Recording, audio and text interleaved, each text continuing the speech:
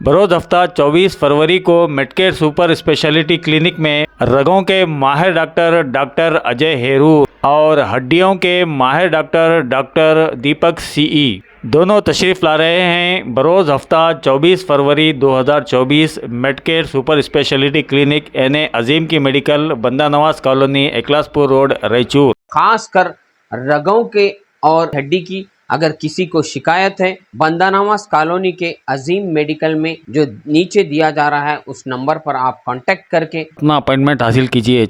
नाज़रीन, आदाब, Avon TV में आप तमाम का खैर मकदम। कम्युनिटी हेल्थ ऑफिसर्स अपने मसाइल की यकसुई के लिए बेंगलोर के फ्रीडम पार्क में एहतजाज कर रहे हैं। ये एहतजाज TUCI के मातहत किया जा रहा है। इस एहतजाज में रायचूर जिले के TUCI कायदीन ने भी हिस्सा लिया। ज़राए ने बताया कि TUCI के रियासती सेक्रेटरी आर मनसया और TUCI के रियासती नायब सदर सिंधनूर के गंगाधर ने इस एहतजाज में हिस्सा लिया और खिताब किया। खिताब के दौरान इन्होंने कम्युनिटी हेल्थ ऑफिसर्स के मसाइल की यकसुई का मुतालबा भी किया। इस मौके पर कम्युनिटी हेल्थ ऑफिसर्स संघ के सदर ममित गायकवाड़ के अलावा चन्नप्पा नायक बणकार और दीगर भी मौजूद थे।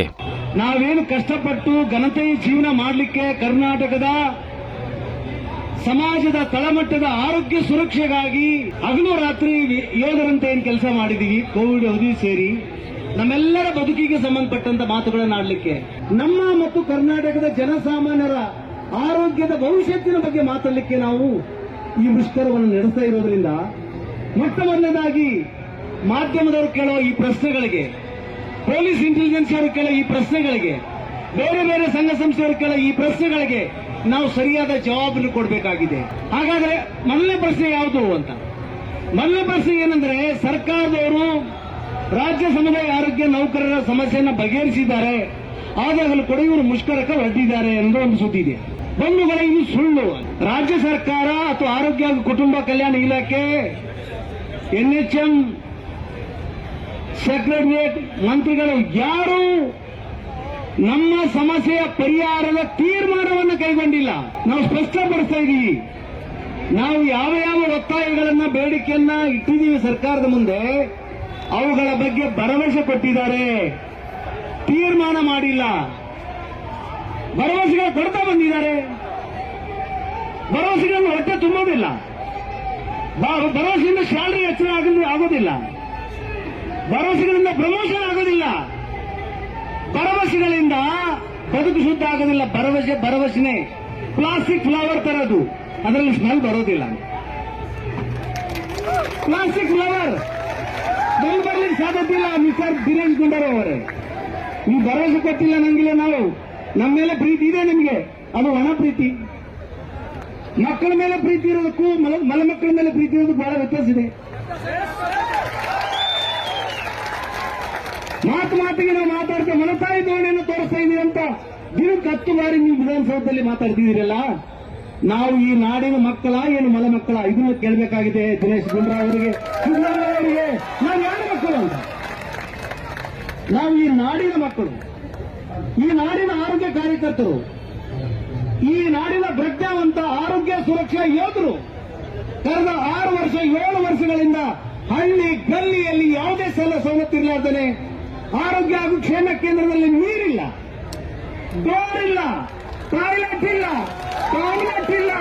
ರಕ್ತ ಇಲ್ಲ, ಸಂಬಳ ಇಲ್ಲ. ಇಡೀ ನಮ್ಮ ರಾಜ್ಯದ ಸೇವೆಯನ್ನ, ನಮ್ಮ ಸೇವೆಯನ್ನ, ಆರೋಗ್ಯ ಕ್ಷೇಮ ಸೇವೆಯನ್ನ ವಿದೇಶಿ ವೇದಿಕೆಗಳಲ್ಲಿ ಬಣ್ಣಿಸ್ತಾ ಇದ್ದಾರೆ. ನೀವು ಅವಾರ್ಡ್ ತಗೊಳ್ತಾ ಇದ್ದೀರಿ. ಕೆಲಸ ಮಾಡಲಿಕ್ಕೆ ನಾವು, ಅವಾರ್ಡ್ಗೆ ನೀವು. ಅದಕ್ಕೆ ಮೊದಲೇ ಉತ್ತರ ಏನಂದ್ರೆ, ವಿವರಿಸಲೇಬೇಕಾಗಿದೆ. ಭರವಸೆ ಕೊಟ್ಟಿದ್ದಾರೆ ಕರೆ, ಭರವಸೆ ತೀರ್ಮಾನ ಆಗದ ಹೊರತು. ಆಕ್ಚುಲಿ ಬ್ಯಾಗ್ನಲ್ಲಿ ರೈಸ್ ಇದ್ರೆ ಅದು ಅನ್ನ ಆಗೋದಿಲ್ಲ. ಬ್ಯಾಗ್ನಲ್ಲಿ ರೈಸ್ ಇದ್ರೆ ಬ್ಯಾಗ್ನಲ್ಲಿ ರೈಸ್ ಇದೆ ಅಂತ ಹೇಳ್ತಾರೆ. ಆಕ್ಚುಲಿ ಗದ್ದೆಯಲ್ಲಿ ಭತ್ತ ಇದೆ ಅಂತ ತೋರಿಸ್ತಾರೆ. ಅದು ರೈಸ್ ಆಗ್ಬೇಕಾದ್ರೆ ಅದನ್ನ ಬೇಯಿಸಬೇಕಾಗತ್ತೆ, ತಾಟಿ ಹಾಕೊಳ್ಬೇಕಾಗತ್ತೆ. ಆದ್ರಿಂದ ಭರವಸೆಗಳು ತೀರ್ಮಾನಗಳಲ್ಲ. ಯಾವುದೇ ತೀರ್ಮಾನವನ್ನು ರಾಜ್ಯ ಸರ್ಕಾರ ಕೈಗೊಂಡಿಲ್ಲ. ಈ ಮುಷ್ಕರದ ಮೂಲಕ ರಾಜ್ಯ ಸರ್ಕಾರ, ಮಿಸ್ಟರ್ ದಿನೇಶ್ ಗುಂಡೂರಾವ್ ಅವರು, ಬಹಳ ಮುಖ್ಯವಾಗಿ ಸಿದ್ದರಾಮಯ್ಯನವರು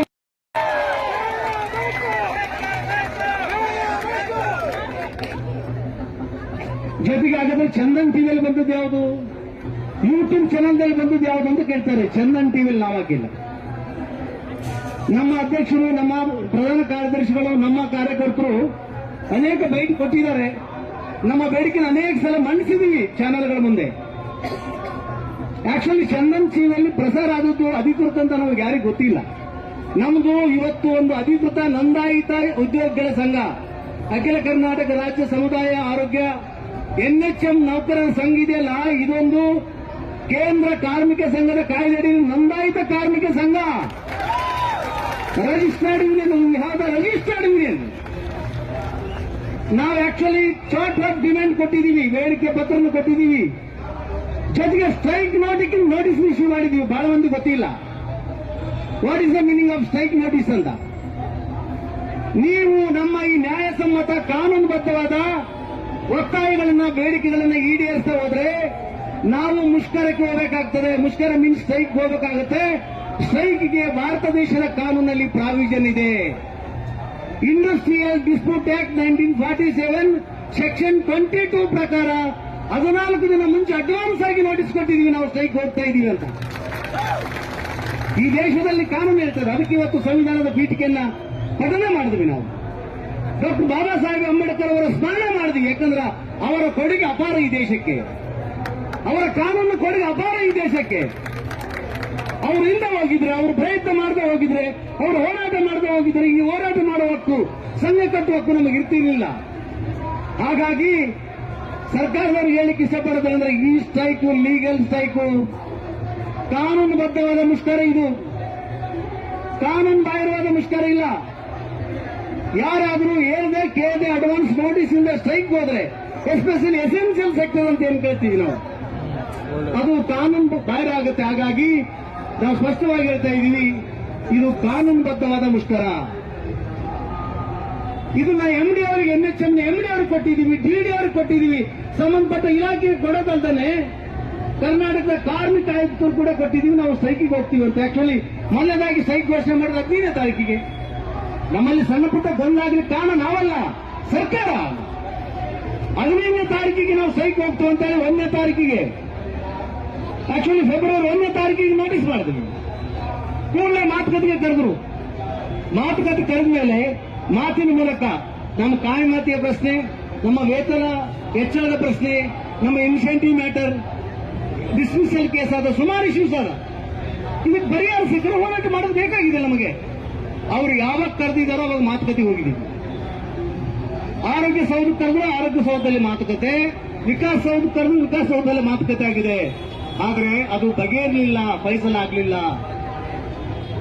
ಜೊತೆಗೆ 14ನೇ ತಾರೀಕಿಗೆ 15ನೇ ತಾರೀಕಿಗೆ ಯಾವಾಗ ಸ್ವಾತಂತ್ರ್ಯ ಫ್ರೀಡಂ ಪಾರ್ಕ್ ಅಲ್ಲಿ ಮುಷ್ಕರ ಅಂತ ನಾವು ನೋಟಿಸ್ ಕೊಟ್ಟ ಮೇಲೆ ಸ್ವತಃ ಮಂತ್ರಿಗಳ ದಿನೇಶ್ ಗುಂಡೂರಾವ್ ಅವರೇ ಸಭೆ ಕರೆದ್ರು.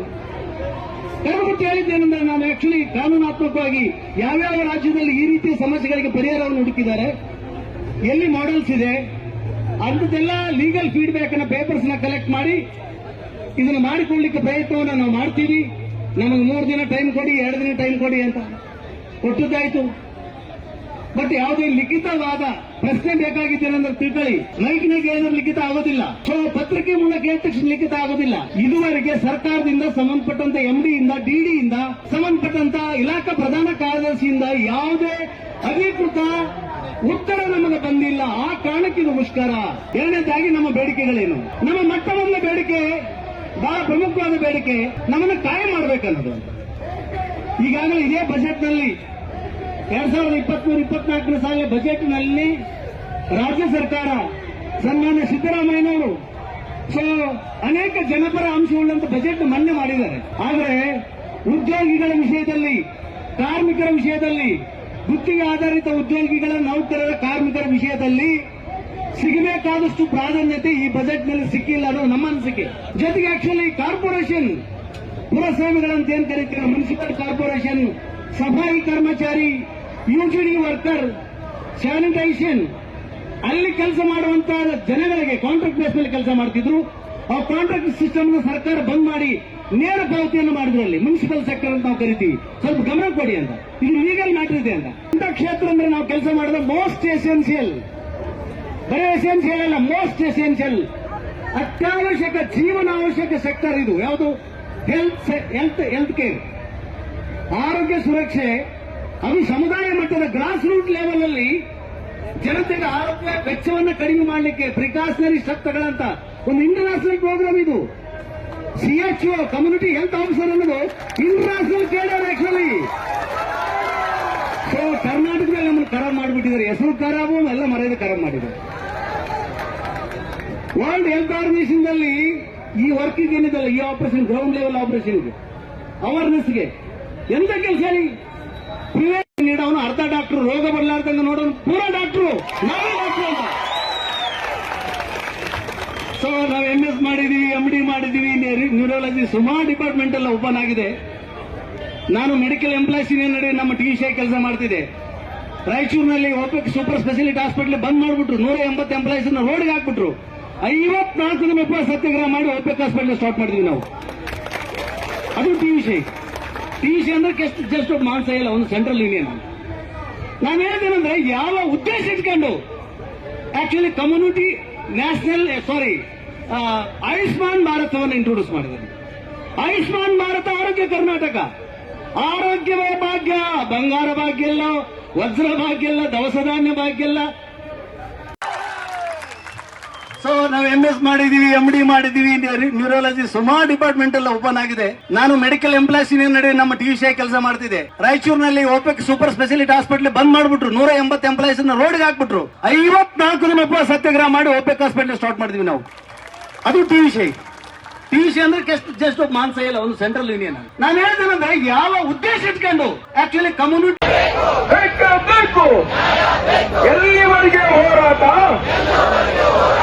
ಎಲ್ಲಿವರೆಗೆ ಹೋರಾಟ, ಯಾತಕ್ಕಾಗಿ ಹೋರಾಟ, ಸಮುದಾಯ ಆರೋಗ್ಯಾಧಿಕಾರಿಗಳನ್ನು ಕಾಯಂ ಮಾಡಲೇಬೇಕು, ಸಮುದಾಯ ಆರೋಗ್ಯಾಧಿಕಾರಿಗಳನ್ನು ಕಾಯಂ ಮಾಡಲೇಬೇಕು.